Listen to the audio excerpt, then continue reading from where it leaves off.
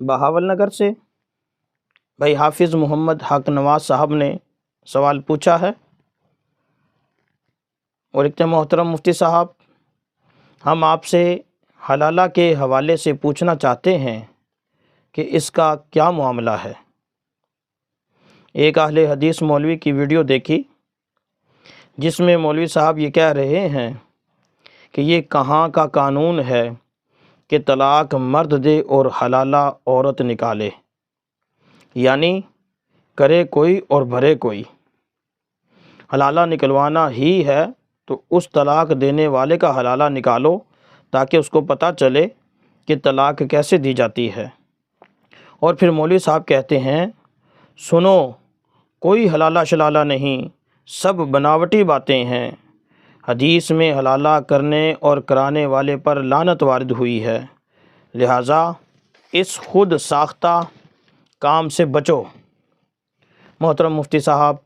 ہم آپ سے اس مسئلہ کی وضاحت طلب کرتے ہیں اور یہ پوچھنا چاہتے ہیں کہ کیا واقعی نبی کریم صلی اللہ علیہ وسلم نے حلالہ کرنے والے پر لعنت فرمائی ہے؟ حافظ محمد حق نواز۔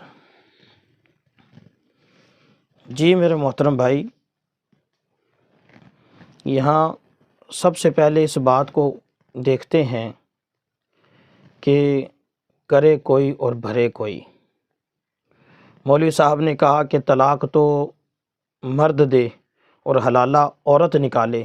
یہ کہاں کا قانون ہے، کرے کوئی اور بھرے کوئی۔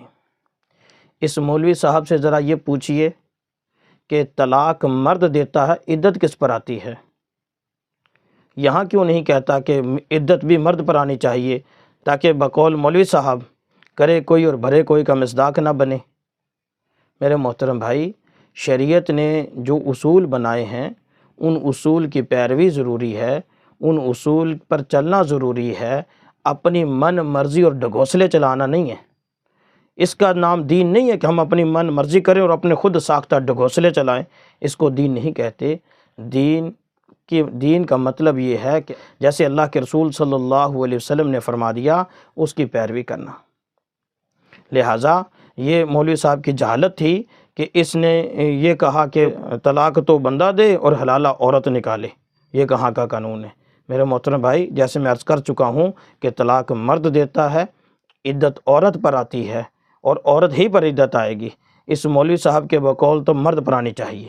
لہٰذا یہ جہالت کی باتیں ہیں، ان سے بچنا چاہیے۔ اور یہ عام طور پر پیشہ ور خطیب کرتے ہیں اپنی خطابت کو چمکانے کے لیے، اپنی دکانداری کو چمکانے کے لیے، اپنی دکانداری بنانے کے لیے اس طرح کی باتیں چلاتے رہتے ہیں، لوگوں میں منافرت پھیلاتے ہیں، لوگوں میں اس طرح کی باتیں چلاتے ہیں تاکہ لوگ ان کو زیادہ سے زیادہ بلائیں اور واہ واہ بھی ہو جائے اور پیسے بھی آ جائیں۔ لہٰذا ایسے لوگوں سے بچنا چاہیے، منافرت نہیں پھیلانی چاہیے۔ دوسری بات یہ کہ مولوی صاحب نے یہ کہا کہ حلالہ شلالہ کچھ بھی نہیں، یہ مولویوں کی بنائی ہوئی باتیں ہیں۔ مولویوں کی اگر بناوٹی بات ہے تو پھر مولوی صاحب یہ روایت کہاں سے لے کے آتے ہیں کہ اللہ کے رسول صلی اللہ علیہ وسلم نے حلالے پر لعنت فرمائی؟ اگر حلالہ شے ہی کوئی نہیں، خود ساختہ چیز ہے ہی نہیں ہے، تو پھر اللہ کے رسول نے لعنت کیوں فرما دی؟ پتہ چلا کہ حلالہ ایک چیز ہے، ایک معاملہ ہے جو مولویوں کا بنایا ہوا نہیں ہے، بلکہ ایک طریقہ تھا جس کی میں ابھی وضاحت کرتا ہوں، انشاءاللہ ساری بات واضح ہو جائے گی۔ رہی بات یہ کہ اللہ کے رسول صلی اللہ علیہ وسلم کا لعنت فرمانا، تو میرے محترم بھائی سب سے پہلے حلالے کی بات کو سمجھ لو، حلالہ کہتے کیسے ہیں؟ حلالہ شرع پہلے سمجھ لیں، حلالہ ہوتی کیا شے ہے، حلالہ شرع کیا شے ہے، اور اللہ کے رسول نے کس حلالے پر لعنت فرمائی ہے، میں ساری بات واضح کر دیتا ہوں۔ دیکھیں، حلالہ شرع یہ ہے کہ شریعت کا قانون ہے کہ جو بندہ کسی عورت کو 3 طلاق دے دے تو اس سے دوبارہ نکاح نہیں کروا سکتا۔ 3 طلاقوں کے بعد یہ عورت اس بندے کی عدت گزارے گی، پھر اپنی جہاں اس کا جی چاہے گا، جہاں دل چاہے گا، یہ کسی سے نکاح کروا لے گی، پھر وہ میاں بیوی کسی اس کے ساتھ زندگی گزارنے لگے گا، پھر اتفاق سے اس نے بھی طلاق دے دی۔ اب شریعت یہ کہتی ہے کہ پہلے شخص کے لیے حلال ہو گئی ہے جس نے پہلے 3 طلاقیں دی تھیں، اب وہ شخص اگر اس عورت سے نکاح کرنا چاہتا ہے تو نکاح کر سکتا ہے۔ حلالہ شرع یہ تھا جس پر نبی کریم صلی اللہ علیہ وسلم نے لعنت فرمائی ہے، وہ اس معاملے کو کمپرومائز کر کے طے کر کے کرنا ہے کہ ایک شخص نے کسی عورت کو 3 طلاق دی، اس نے اس کی عدت گزاری، پھر وہ کسی یہ جو بندہ ہے یا عورت ہے کسی سے کمپرومائز کر لیتا ہے کہ آپ اس عورت سے نکاح کر لیں اور اس کے ساتھ ایک مرتبہ جماع کرنے کے بعد اس کو چھوڑ دینا تاکہ میرے لیے حلال ہو جائے، یہ طریقہ ناجائز ہے، غلط ہے، اس پر اللہ کے رسول صلی اللہ علیہ وسلم نے لعنت فرمائی ہے، یہ لعنت کا موجب بھی ہے۔ اگر کوئی طے کرتا ہے، زبان سے اس بات کا اقرار کرتا ہے کہ میں اس نکاح کے بعد چھوڑ دوں گا آپ کو، ایک مرتبہ ہم بستری کرنے کے بعد آپ کو طلاق دے دوں گا، ایسے کمپرومائز کے ساتھ اگر نکاح کیا جاتا ہے تو یہ بے شک لعنت کا موجب بنتا ہے۔ لیکن جو حلالہ شرعی ہے وہ تو ایک شریعت کا ایک طریقہ ہے، شریعت نے محض اتنا بتایا ہے کہ 3 طلاق کے بعد اگر کسی عورت نے کسی اور جگہ نکاح کروا لیا اور پھر اتفاق سے اس نے بھی طلاق دے دی تو پہلے شخص کے لیے حلال ہے، یہ اصل بات ہے۔ تو لہٰذا اس کا یہ مولوی کی بنائی ہوئی باتیں کہاں ہیں، شریعت کا ایک بتایا ہوا مسئلہ ہے۔